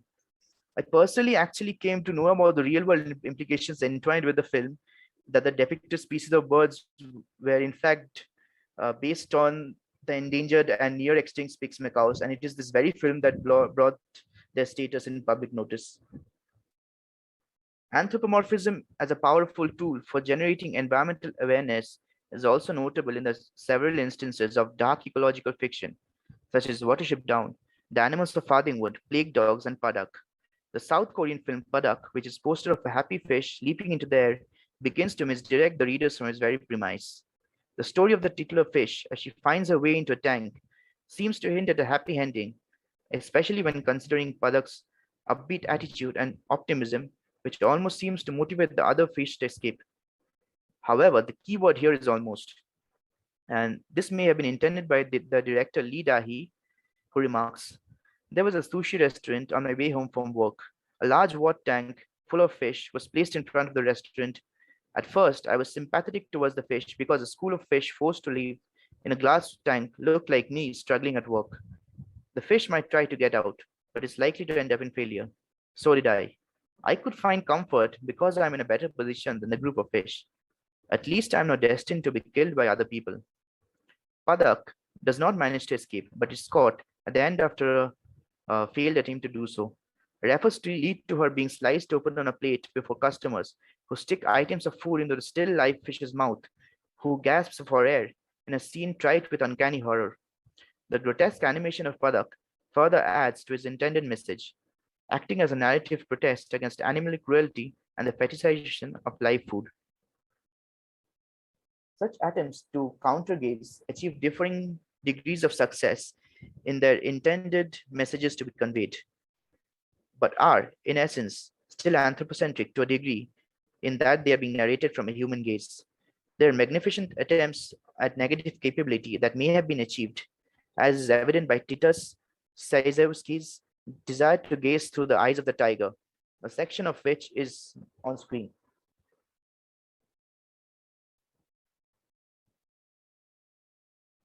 However, to borrow from Virginia Woolf's idea of a patriarchal language without a sentence readily available for the woman's use, we may extrapolate and infer that there is no language, or perhaps even an idea of language as we understand it, for the animal to document his experiences in. The final section of this paper highlights this very issue, to ponder upon the possibility of the animal speaking for itself in order to attempt a more accurate self-representation beyond an anthropocentric framework. Sandra Harding's desire to attain strong objectivity serves as a new epistemological domain in feminist theory, an idea that can be extrapolated and applied to the world of the non-human with regards to unbiased knowledge formation. In this context, the human gaze on the non-human is seen as one that is veiled by misconceptions and biases, despite imaginative attempts to overcome the same. That does not, however, imply that the Wittgensteinian lion, a stand-in for the non-human forms of life, cannot speak, but rather that the ability to understand it is barred by a linguistic gap. So can this lion speak? Undoubtedly so, as efforts to document the communicative patterns have demonstrated.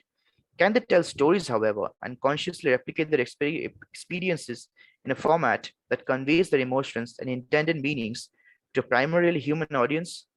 Such an idea may seem preposterous and well within the domain of fantasy, as the very idea of telling stories necessitates the presence of complex physiological, linguistic, and cognitive functions, which might be hitherto impossible in the non-human world. Some creatures do mimic us like parrots, but such an ability to pronounce these words is limited to mimicking the passage of airflow without comprehending or replicating the meaning contained in the same. The aforementioned limitations, however, apply only to language-based literary fiction. With the intermedial turn towards storytelling, verbally telling stories may not be a prerequisite to conveying events anymore, helping us look beyond the novel and the poem to not only encompass films, paintings, photographs, dance, and even video games, but also non-human science systems which they may use to convey meaning. The dance of beasts provides an interesting test case, which different kinds of bodily movements or signifiers conveying different meanings or signified. Researchers have also distinguished between the different warning calls of putty-nosed monkeys to distinguish between their meanings. As such, while the sound hack refers to the presence of an aerial predator, a cry of pow would warn against a lurking leopard, and a combination of these sounds would roughly translate to let's go. Sutirtho, you have almost like 2-3 minutes, so kindly wrap it up. Okay. Thank you. The presence of proto-narratives has also been located in crows, who, according to a British Twitter account, not only hold grudges, but also discuss them with other crows. A seemingly absurd statement, which has, however, been proven true by an experiment conducted by the researchers at the University of Seattle. In this remarkable study, these corvids have been shown to swoop in and scold people who reminded them of the researchers who had originally trapped them or their brethren. Several of these crows who were involved in the action had not even been involved in the original trapping. So how did they figure out whom to attack? The answer might lie in stories which their brethren had narrated to them, a form of proto-narrative much akin to gossiping. Examples like these seem to point out the inherent fallacy of storytelling or the use of symbolic system to narrate incidents as an essentially human domain. The story of the vengeful crows may lead us to rethink the non-human inability to tell stories to our own incapacity to understand the stories they tell. The crows had been narrating incidents among themselves to primarily non-human target audience.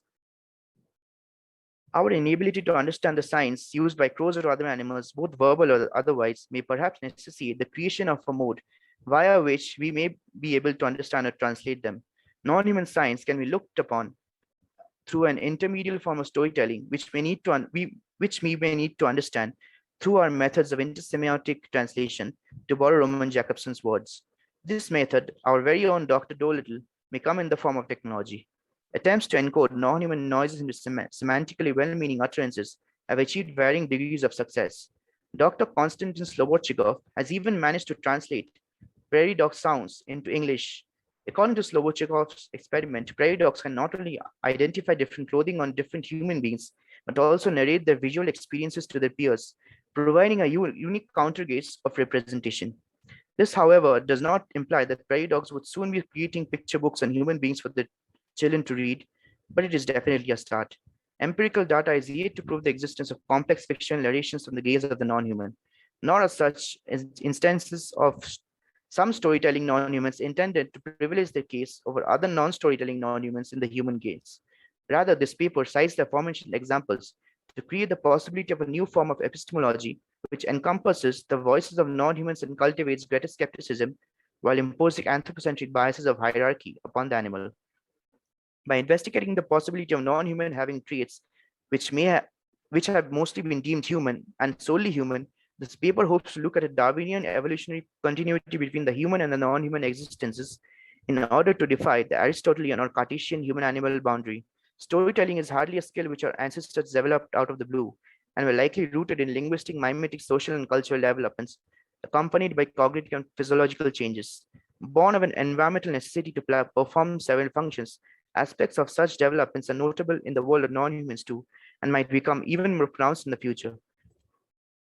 From a seemingly scientific belief of essential human superiority, we have come a long way to not only admitting storytelling capacities in non-humans, but also attempting to read the science of their proto-narratives. Thinking about post-anthropocentric storytelling would be to consider the possibility of a world, rather than a certainty of it, where humans and non-humans are able to represent each other and themselves through the means of stories, symbolic systems, and the use of technology. Such post-humanistic narrative forms, rooted in intermediality, dismantle the rigid subject-object hierarchy of representation, challenge the absoluteness of marginocentricity, and anticipate a form of collective existence true to Donna Haraway's formulation of the Cthulhu scene as an age, which makes room for still possible pasts, presents, and futures. Thank you. Thank you, Sutirtho, for such an enticing presentation. Now, may I kindly invite our chair, Professor Nishat, to comment on the presentations and share your observations. Thank you. Thank you, Shrimoyee. We had three very interesting presentations in this session, all dealing with two of them actually dealing straight away with graphic narration, and the last one about the possibility of articulation of human voices within the narrative space. I enjoyed all three presentations, and I'm sure most of you will have lots of questions to these presenters. Kanchi, who actually talked about I mean, she went into the history of graphic narrative. She talked about the way graphic narratives moves or further develops the traditional comic structures. And so there was a lot of historical detail in Kanchi's paper. So maybe we open Kanchi's paper first to questions. If there are any questions or comments, people can ask. Then we will move on to the second paper of Anupriya, which was a very fascinating paper. I'll come to that later. First, Kanchi's paper. If people have questions, maybe we can take that up. Thank you, Nishat. Actually, there's a question for both the speakers, Kanchi and Anupriya, from Abhishek. He asked that, do you think it would be right to say words are indispensable in the construction of comic or graphic narrative, since dialogue is the one driving the story in otherwise static images? So maybe like first Kanchi can answer, and then Anupriya may add to that. Sure. Yeah. We can ask Kanchi, and then we'll come to Anupriya later. Sure. First, let's finish with Kanchi so that we can give ample time to each presenter. Sure. Hi, actually, I was disconnected. So can you please repeat the question for me? I can't see it in the chat box as well. Sure, I can read it out. I couldn't catch the question, properly. Okay. So the question is, do you think it would be right to say words are indispensable in the construction of comic or graphic narratives, since dialogue is the one driving the story in otherwise static images?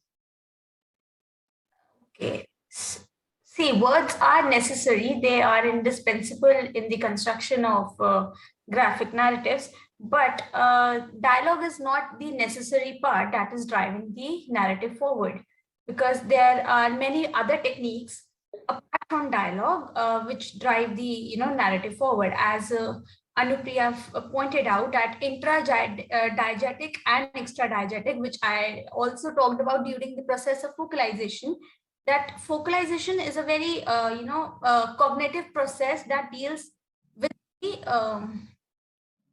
the cognitive processes of the reader. So there are splash pages.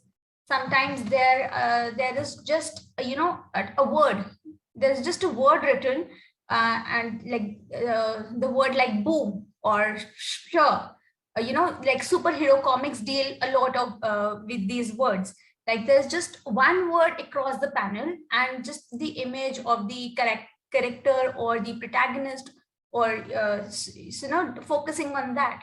So words are indispensable, yes, because they can tell you what is happening.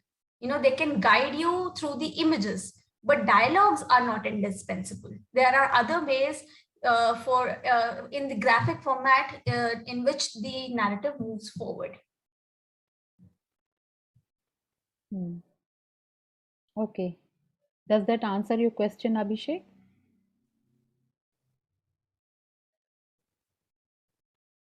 Hello?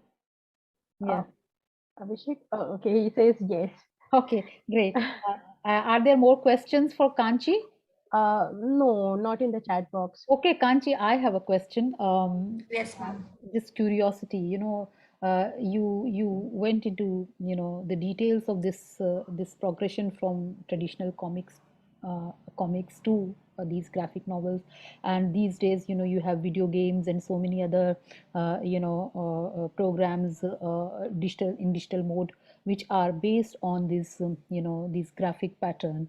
So you spoke of the role of reader or audience in graphic novels, because it's the reader who fills the gap. So are there ways in which the graphic novelist consciously involves readers? I mean, what are those techniques through which the graphic novelist consciously involves the reader, leaves those gaps deliberately to allow the reader to fill in, to interpret, to participate in the narrative structure? Yes, there are. Like for the example of the panel that I showed from Persepolis, a snake covering the panel, outlining the panel. It's just the border. So the reader has to know what the snake signifies. For the author, she deliberately, she made a conscious choice of bordering the panel with the snake, and writing like the mother says that now the devil has left, but there's still a symbol of devil.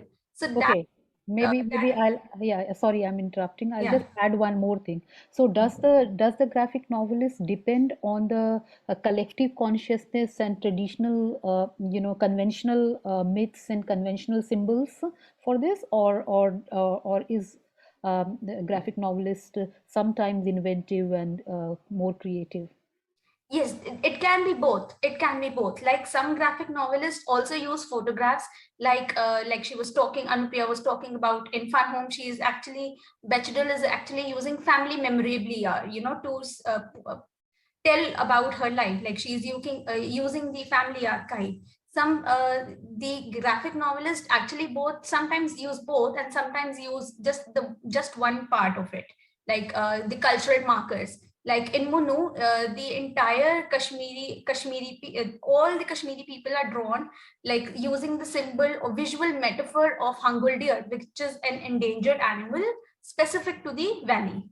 And when he's depicting outsiders, like foreign delegates, or people from rest of the India as well, they are depicted with facial features, like normal human facial features.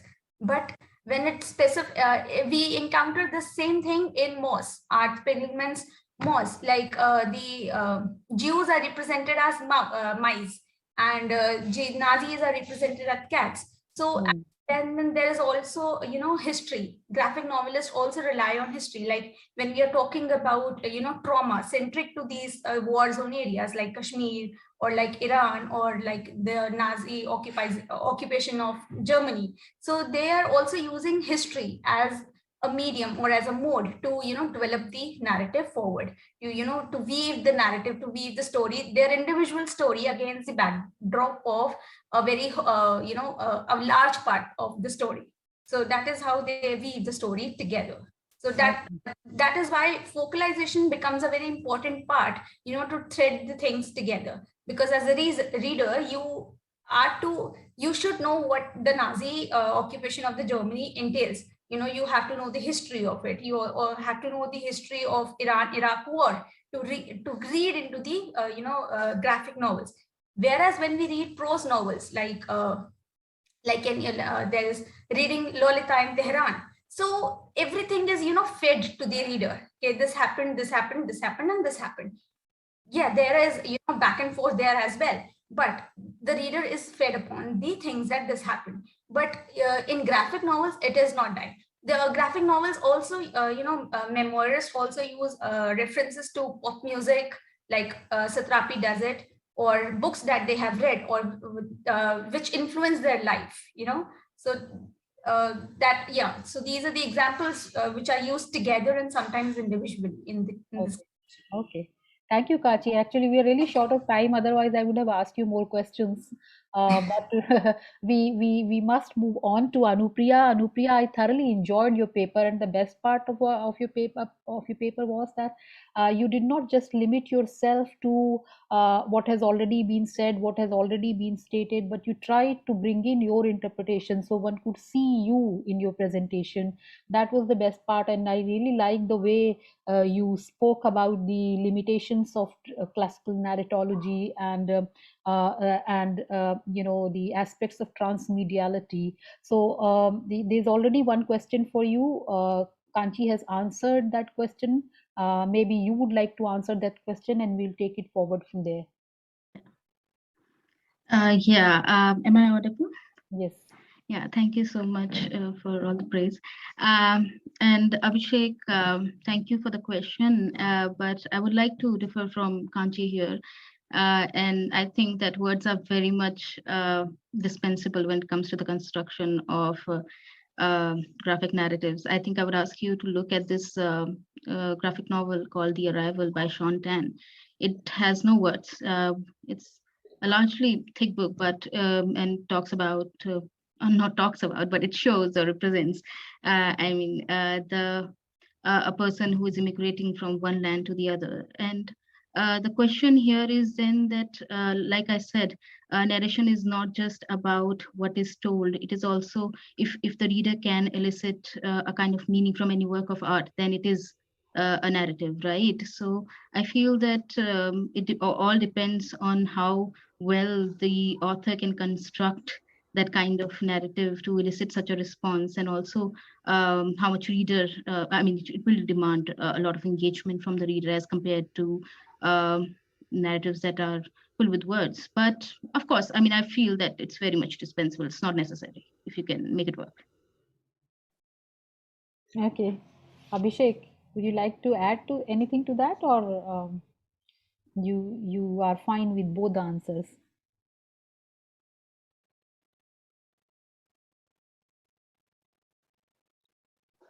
Is Abhishek there, or? Okay, he says he's okay with both the answers. Both the answers. Okay, both the answers, which actually said just the opposite. But Anupriya, I really like the things that you pointed out. Some of the finer nuances that you pointed out. For example, you talked about the possibility of confusing the idiosyncrasy of the medium or of text with the uniqueness of the medium. Would you just elaborate on that? Because I found that point very interesting. We often do that.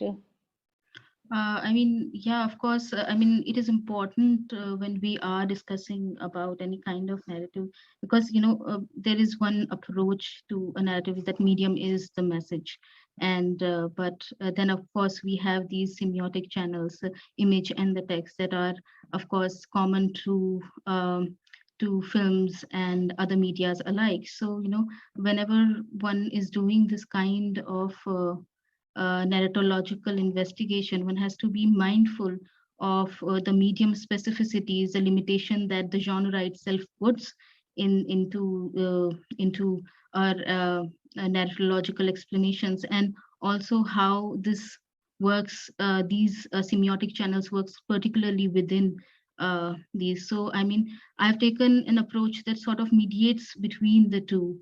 And I think that is a more holistic and sort of a good mediative channel to approach graphic novels. Because people have all kinds of, as I've discussed, all kinds of, but for me, I think sort of a middle path is good in understanding this kind of narrative. Yes, good. And you also talked about moving from intermediality to transmediality, which most of these graphic novels entail, right? Yeah. Okay. If there are no more questions for Anupriya, shall we move on to, because we have just 1 minute, so we'll move on to the last presenter. Are there questions for him? No, ma'am, no, nothing in the chat box. So maybe we can move to There are third. no questions for him. I mean, he Sutirtho, you raised a very fascinating possibility. I mean, you talked about a very fascinating possibility of animals speaking for themselves. How is that possible at all in a world where humans are the agents of representation and also the consumers? That is something. I mean, I don't know how realistic that possibility is, but a wonderful idea indeed. I mean, considering the post-human world that we all wish to move towards. So with that, we can probably close this session because it's just the time. Yeah.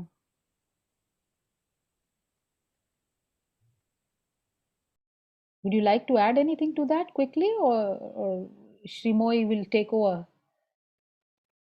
Sutirtho, please unmute yourself. We can't hear you.